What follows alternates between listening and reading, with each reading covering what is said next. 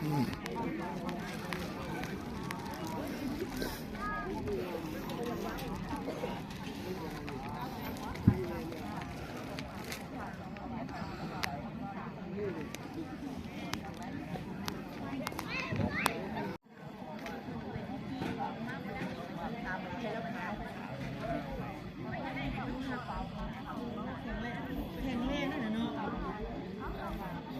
แก้วปัจจัยสี่อาหารเครื่องนุ่งห่มที่อยู่อาศัยยารักษาโรคเอิ้นว่าจตุปัจจัยหรือปัจจัยสี่ที่จำเป็นสำหรับการดำรงชีวิตเกิดมาแล้วจะต้องหาสี่อย่างนี้ให้เพียบพร้อมอุดมสมบูรณ์แต่สิ่งที่ลืมไม่ได้ก็คือทรัพย์ภายในเรียกว่าอริยทรัพย์เป็นสิ่งที่จะติดตัวติดตนเราไปตลอดนะตลอดคิดออกจากร่างแล้วตายไปธาตุสี่ขันธ์ห้าแตกแยกออกจากกันดินกับคงไว้มีกระดูกมีเนื้อมีหนังนะอันธาตุลมนี่ออกก่อน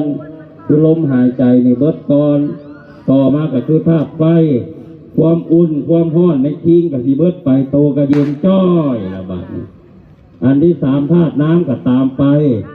เป็นน้ำเลือดน้ำหนองไหลออกเปื่อยออกนะ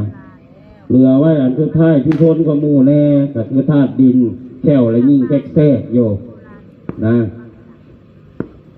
แต่ก่อนท่านฝังกับที่เหลือแต่แค่วอะไรไปคุดเอาขึ้นมาเฮ็ดบุญ100 มื้อ10 ปี20 ปีกับที่เหลือจะยิ่งแถวชนะมาข้าวแทรกโยนะอันอื่นก็สิเบิดไปแต่สิ่งที่ผิดติดไปตามไปนะพ่อแม่ครูบาอาจารย์แต่โบราณหรือในธรรมบทนะขององค์สมเด็จพระสัมมาสัมพุทธเจ้าเพิ่นก็บอกสิ่งที่เป็นพระเอกที่สุดก็คือดวงจิตเฮาดวงจิตนี่เป็นตัวที่นำพาสิ่งที่เฮาสร้างไปนำสิ่งที่เราสร้างก็มีอยู่2 อย่างสิ่งที่เราสร้างก็มี2 อย่างก็คือบุญกับบาปอันบริสร้างนี่อยู่กลางๆนี่แต่บ่ได้นับเอาอภยากตานี่ตัวกลางนี่บ่ได้นับเอานะกุศลานี่กุศลนี่นับเอาคือบุญติดไปอกุศลาคือเขายามผู้เพิ่นสวดนั่นแหละยามสวดเพิ่นสวดยามผีตายน่ะกุศลาธรรมากุศลาธรรมา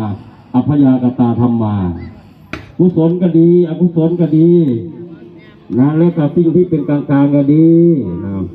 เป็นสิ่งที่ติดไปตามไปกุศลก็คือสิ่งที่ประกอบแล้วทำให้จิตใจแช่มชื่นเบิกบานมีอานิสงส์ทำให้เย็นนะ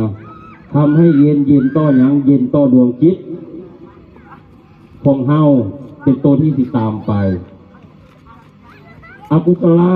สิ่งบดีเขาเอิ้นกันว่าบาปหรืออกุศล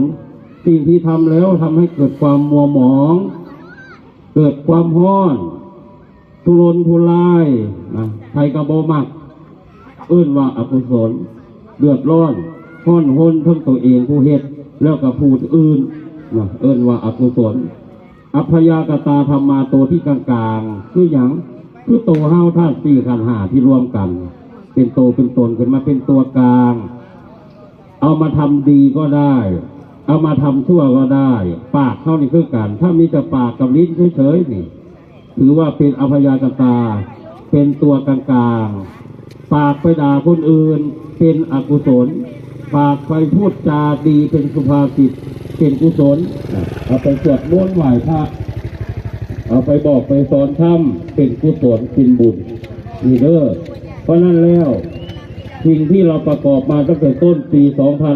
2568ปีมาเก่งงูน้อยเนี่ยจนมาฮอดมื้อนี้นี่มื้ออื่นก็ส่งท้ายปีเก่าล่ะที่ข้ามศักราชใหม่ถึงแม้ว่ามันเป็นสมมุติบัญญัติเป็นเรื่องของการสมมุติเองนะว่าปีนึงว่ามื้อนึงมี24 ชั่วโมงอาทิตย์นึงมี7 มื้อเดือนนึงมี30 มื้อปีนึงมี365 มื้อ366 มื้อก็อย่ามันถ้าไม่มีสมมุติมันก็บ่มีปริมาณบ่มีปรมัตถ์นะบ่มีโลกุตระบ่มีสิ่งที่เฮามานับได้มาเป็นเครื่องหมายได้ ราะว่าเว้าง่ายๆก็เขาก็เริ่มเรียนกอไก่ขอไข่นะเขาก็ต้องมีสิ่งที่มาเป็นเครื่องหมายให้ก่อน มาเป็นสิ่งที่ทำให้เราสามารถเข้าใจด้วยกันได้ก่อนท่านบ่มีสมมุติมันก็เข้าใจยากคือบ่มีสมมุติในการตั้งชื่อนี่แหละบ่มีนายกเด็กหญิงกเด็กหญิงกนี่คนเป็นร้อยจักสิเอิ้นผู้ใดคันบ่สมมุติชื่อขึ้นมาให้เอิ้นว่านายอันนี้นายขอเด้อนางอันนี้นางขอเด้อนางมันก็เป็นไปบ่ได้เพราะฉะนั้นคนฉลาดเพิ่นก็เอาสมมุตินี่แหละเป็นสะพานเป็นทางเป็นเครื่องมือให้ปรมัตถ์เด้อเรื่องปรมัตถ์นั้นจะพาเว้าฮอดหรอกนะซุ่มเฮาหายังหนาอยู่เรียกกอไก่กอกาไปน้ำกันก่อนจังหัดสะกดเดี๋ยวกะคงสิได้เวลาแล้วเนาะก็ขออนุโมทนากับท่านเจ้าภาพลืมเด้อลืมสื่อเด้อแต่ว่าบ่ได้เบิดดอกบุญหันได้เพื่อเก่าแม่ครูขอเอิ้นอันนี้ก็แล้วกันโยมแม่ครูเพิ่นเป็นผู้ตั้งโตตีเป็นหลักเสเมโททำให้สถานที่แห่งนี้ตลอดทั้งสายบุญทั้งหลายสายธรรมทั้งหลายได้ร่วมกันประกอบกิจที่เป็นกุศลได้มีโอกาสสั่งสมบุญฝากไว้ในพระศาสนาเป็นสิ่งที่จะติดตามตัวเราไป